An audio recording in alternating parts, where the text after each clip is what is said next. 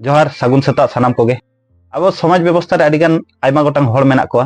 इᱧ लई का तबना आयमा गोटांग हॉड़ मध्य रे किछु व्यक्ति से किछु हॉड़ नौकान को मेना कोआ उनको मा आको बाको कराव दाड़ा एटा हॉड़ जाते चिकते बन दुर्नामिया चिकते बन लातारिया ओना कमी रेगे को लगाव कोआ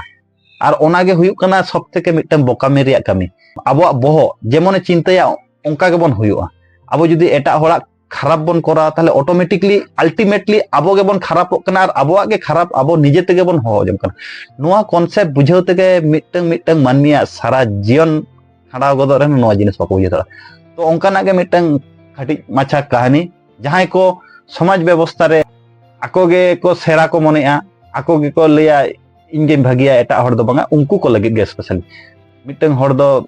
मिटन अतुरे माने मिटन अतुरे बारिया हॉड़ किन ताहे कना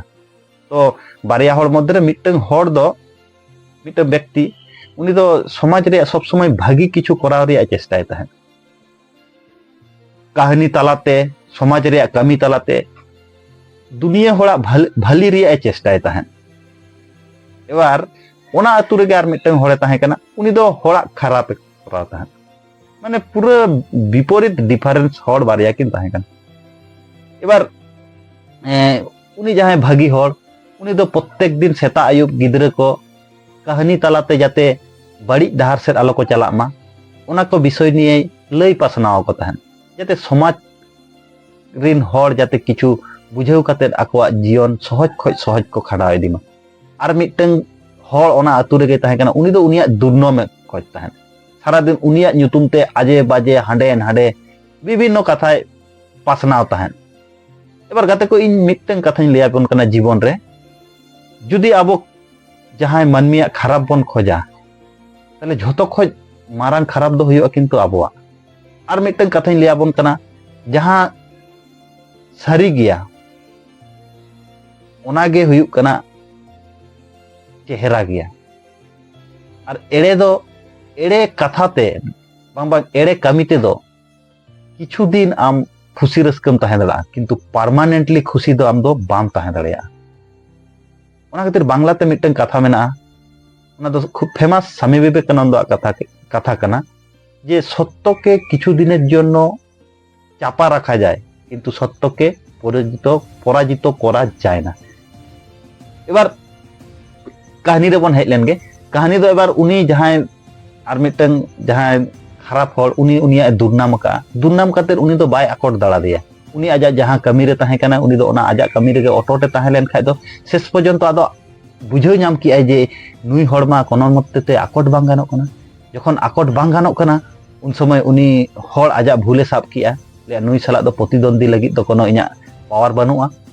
आर इन में लई का तबना जहां सत्तर पथ रे धर्मेर पथ रे ताहेना उनी दो अकोय हो बाको हराव दाड़ाया नोआ धरतीपुरी रे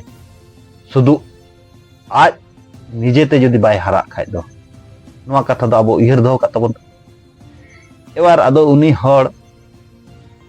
जहां खराब हॉड़ उनी आर मिटन भागी हॉड़ ठे सेन काते मेताय कनाय गोंके आमगेम हुयुक कना माने जितकर हॉड़ दो कारण इन आमा nyutum ते अडी आजे बाजे समाज व्यवस्था रे पासनाव का एबार इन ओना खातिर इका कइन में आमगे रियल समाज रे भागी दम कोराय ताहन ओना खातिर आम ठे इकाइन खोजो कना अदो उनी जहां बुद्धिमान हॉड़ से जहां भागी हॉड़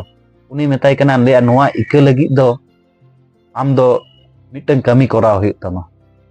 चेद कातेन इका मिया जहां मोचा खोज उडुक कना ओना तो आदो रुवाड़ बांग गानोआ तबे मिटन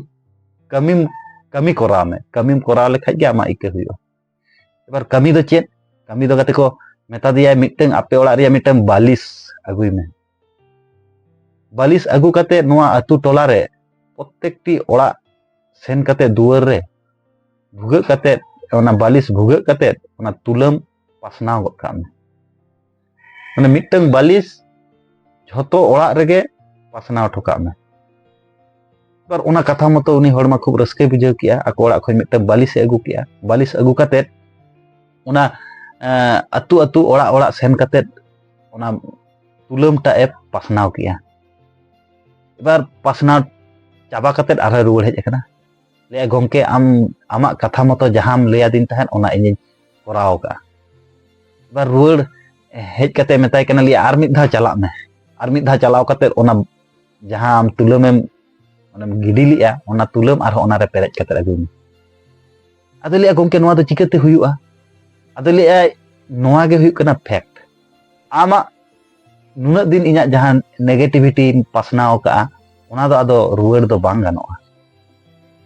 তো চেষ্টায় মে জীবন রে যাতে নিয়ে পরে রিয়া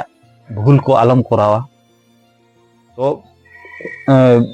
মানে উনি আজাক ভুলে বুঝাও নাম কিয়া, ভুলে বুঝাও নাম কে বুঝাও নাম তায়ম আডি মানে উদাস কাতে আজ ঠেক খoj ক্ষমাই কই কিয়া। গাতে কো নওয়া হুডিñ মাছা কাহিনী জীবন রে আয়মা গোটাং সিকনাতে এম দাড়া বনা। যাহাই হড়া মানে পুরো ফুলফিল বাং বাড়াই কাতে উনি চেতান রে কমেন্ট দো উচিত দো বাং কানা। তো যাহাই কো নংকান যদি মেন্টালিটি হড় মেনা বনা আবো চেষ্টাই তাবন পে অনেক খoj উডুকো তাবন পে, আর যদি এটা হড়া খারাপ কিছু বন করাওয়া যত খoj খারাপ তো আবো হুয়ুগা। মা এনখান সানাম কোগে আর মিদ ধাw জোহার। তো নংকানা মোটিভেশন কাহিনী স্পিচ সাথে প্রত্যেক মর্নিং নংকানা কিছু মোরাল স্টোরিজ সাথে আবো দুনিয়া ধরती রিলেটেড সমাজ রিলেটেড আবো জাতি রিলেটেড কিছু ভিডিও हजुआ। तो नवा चैनल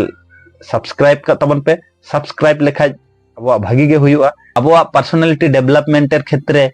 मिटंग मने रे दाड़े हो मिटंग विशेष भूमिका पालना। मा एनखान सानाम कोगे आर मिद धाव जोहार एम कते तेहना वीडियो दो नोडे गे मुचेदो कना। तबे नवा दुनिया धरती रेन सानाम मानमी खुशी रस्का तेको ताहेन मा, ओना साथे अबो हो नवा पासापासी मानमी रिन खुशी रेबन खुशी मा और किछु हर बन साहाय्य कोमा। किछु हर बन साहाय्य लेको खाय अंतर भितर रे जे मिटंग रस्का ᱧᱟᱢᱚᱜᱼᱟ ओना रस्का दो गाते को टाका पैसा ते न बांग ᱧᱟᱢᱚᱜᱼᱟ। मा एनखान सानाम कोगे आर मिद धाव जोहार।